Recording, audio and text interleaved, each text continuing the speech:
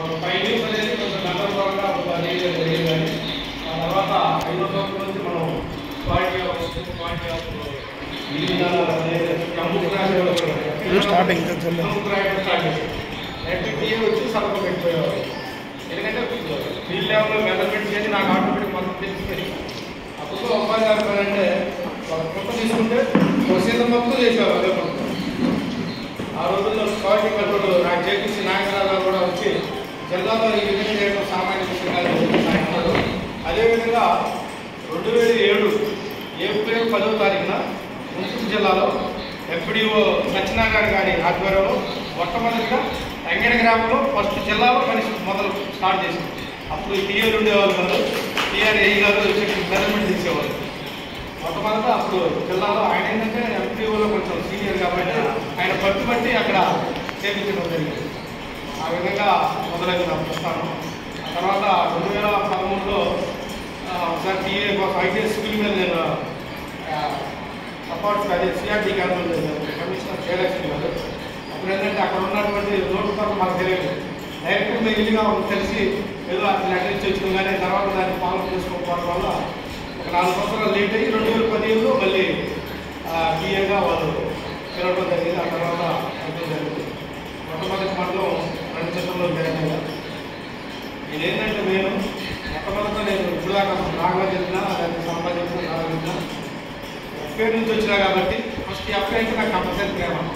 మీరు ఏదైనా ఆయన ఏనా కొత్త ఎఫ్ఐఆర్ అంటే నిలబెట్టాలి అంతే. ఒకవేళ తప్పు చేసిన అది కాక కరెక్ట్ కాదు, ఈ వేలో పోవాలి, ఇక్కడ పోవాలని చెప్తా తప్ప నిందించుకోవాలంటే తీసేయాలన్నా ఆ అంశాలనే నా మైండ్లో ఉండవు. ఎఫ్ఐఆర్ అంటే పట్టుకొని పోవటం ముందుకు అంతే, నడిపించేవాడు ఎఫ్ఐఆర్ అంతే నా దృష్టిలో. ఆ విధంగా ఆ మనుషులు కాబట్టి నేను అంటే గతంలో మీకు తెలుసు, నేను వచ్చినప్పుడు ఇక్కడికి మ్యాచ్లు వచ్చినప్పుడు కూడా ఇద్దరు ముగ్గురు ఫీల్డ్ అసిస్టెంట్ 7,500 మ్యాచెస్ కాదు కానీ అని చెప్పి ఎత్తేస్తాము. రేపడపేటలో లక్షపై సెలవు ఉన్నాయి. మన ముందు ఎంత ఉన్నప్పుడు 8 రోజులు 9 రోజులు ఉంది. 4,000 మ్యాండేట్స్ ఉన్నట్టు 3,500 ఒక వీక్లో లేపేసినారు. ఏదన్నట్టు తర్వాత రెక్టిఫై చేసుకుని చేయడం తప్ప మీ జాబ్ కనపడుతుందని చెప్పి ఆ విధంగా అప్పుడు ఎక్కువ పంజాగా ఉంది. ఆ విధంగా చేయడం జరిగింది. అదేవిధంగా నేను కలిసి పనిచేసిన ఏపీఓలో మేఘాజ్యోతి గారు కావచ్చు, మన ఇప్పుడున్న ఏబిడి గారు ఎలికాశి గారు కావచ్చు, తర్వాత పంజా గారు, తర్వాత సుబ్బరాజు గారు, తర్వాత మన ఏపీ నాగేశ్వరరావు గారు. నేను సరే మీకు ఎంతుందో కానీ నేను పై అధికారిగా ఫీల్ అయినా కానీ నాకు మాత్రం సోదరభావంగా ఉండేది. ఎంతమంది వాళ్ళతో లేడీస్తో చేసినా నదిగా ఉంటుంది. ఎందుకంటే నేను పక్కా పల్లెటూరు గ్రౌండ్ వాతావరణం నుంచి వచ్చినది. ఎందుకంటే అందరితో కలిసిమెలిసి తిరుగుతాడు కాబట్టి ఆ సారనే అంటానే మన లోపల సోదర ఫీలింగ్ ఉండేది.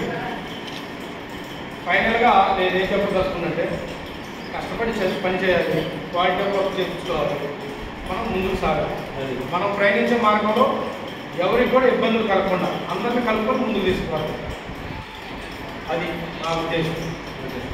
అదేవిధంగా ఇప్పుడు వరకు మన సారాలు కూడా ప్రయత్నంగా ఎవరైనా ఎఫ్పీడీఓలు కానీ ఈసీలు కానీ మన ఏపీఓలు కానీ చాలా అన్ని సందర్భాల్లో కూడా మనం కన్విన్స్ చేసి ఏదో ఒకసారి ఈ విధంగా చేయించని చెప్తే వాళ్ళు కూడా ఏ మంటలో చేసినా ఓకే అంటారు. నాకు కూడా ఈ మంటల నుంచి అంటే మీరు ఇప్పుడు ఫోన్ చేసి బదిలీ అన్న దాకుండా మర్చిపోతున్నా అంటే ఈరోజు ఇదంటే ఈ సన్మాన ప్రోగ్రామ్ ఉన్న సంగతి కూడా కాసేపు మర్చిపోయారు. మళ్ళీ సభ ఫోన్ చేసి మళ్ళీ గుర్తొస్తుంది, మళ్ళీ వేరే పనుల మీద మళ్ళీ మర్చిపోతాను. అంటే ఏ కోణంలో కూడా నేను ఇక్కడి నుంచి పోతున్నానని మైండ్ అసలు పెట్టుకోవాలి. ఆ క్షణం వచ్చేంత వరకు ఎదురుచూస్తాను. ఎందుకంటే కొంచెం నిబ్బరంగాలో లేదు, దేనికి కూడా భయపడలేదు, ముందుకు సాగడం నాకు ఎందుకంటే నేను చిన్న వయసులోనే చదువు అనేది గ్రౌండ్ లెవెల్లోనే ఆపేశాను. అంటే ఐ మీన్ 10th తోటి ఆపాను నేనైతే. కానీ ఒక ఎంపీడీఓ ఒక సూపరింటెండెంట్ మధ్య జరిగినటువంటి చిన్న సంఘటన దాన్ని ఈ స్థాయికి తెచ్చింది. ఎంపీడీఓ ఎవరు కాదు, శ్రీవారెడ్డి గారు. ఏదో పని మీద ఆయన 20 days సెలవు పెట్టారు. అబ్దుల్ రషీద్ గారని సూపరింటెండెంట్ గారు ఏవో గారికి ఇచ్చారు. ఆ ఏవో గారు కాళ్ళు కూడా అంటే స్వతహాగా పైకి రావలేడు, అంత ఏజ్. ఆయన గడగడ కొనుక్కుంటే అసలు ఇంత ఆయన నమస్కారం పెట్టి ఛార్జ్ తీసుకోవడం, మళ్ళీ ఎండో గారు మళ్ళీ ఆయన ఇచ్చినప్పుడు ఆయన దగ్గర నుంచి మళ్ళీ ఆయన ఛార్జ్ చేసి ఆయన అప్పచెప్పడం. ఆ క్రమంలో అసలు ఆ వాల్యూ ఆ ఇలువిచ్చే విధానం చూస్తే ఎడ్యుకేషన్ పర్సన్స్కి ఎంత వాల్యూ ఉందనుకున్నాను. అప్పుడు నేను ఎంఏ అప్పుడు 5 years అయింది ఎంఏ అయింది. అప్పుడు నా క్వాలిఫికేషన్ వచ్చేసి ఐటీ సివిల్ అంతే 10+2 ఒక మాటలో చెప్పలేదు. ఆ సందర్భం చూసి అప్పుడు అనుకున్నాను అసలు ముందు మనకు చదవాలంటే ముందుకు వెళ్ళాలని అప్పుడు చదవడం ఆరంభించి ఇప్పుడు 3 పీజీలు దాకా చేసాం.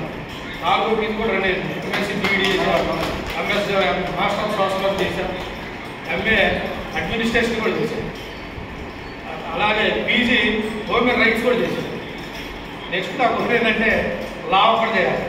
ఎందుకంటే ఎందుకు వచ్చినాక ఆ థాట్ నాకు మనం పై అధికారులు అంటే సిఆర్డీ వాళ్ళు కానీ ఇంకొకరు కానీ ఏదైనా బెదిరిస్తే మన కింది స్థాయి సిబ్బంది బాగా భయపడి ఇబ్బంది పడే పరిస్థితి ఉంది. కొన్ని సందర్భాల్లో అకారణంగా మీ మీద వచ్చి రికవరీ పడే సందర్భాలు ఉన్నాయి. అయితే సిఆర్డీలో గ్రీవెన్స్లో న్యాయశాఖ కూడా ఉంది.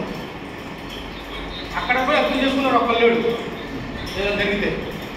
అందుకని కొన్ని ఈ అంటే అడ్మినిస్ట్రేషన్ విధానంలో ఈ లా అనేది డిస్టెన్స్లో చేస్తుంటే మనం కొంత సలహాలు చూసి లేకాని తప్ప ఆ ఉద్దేశంతో దాన్ని చేయాలనుకుంటున్నాను. అలాగే ఇప్పటి వరకు కూడా మీ అందరూ నాతో కలిసి జర్నీ చేసినందుకు పూర్తిగా నాకు సహకరించినందుకు కూడా మరొకసారి అందరికీ సార్ వాళ్ళకి మీకు మరొకసారి మనస్ఫూర్తిగా ధన్యవాదాలు తెలియజేస్తున్నాను. Thank you.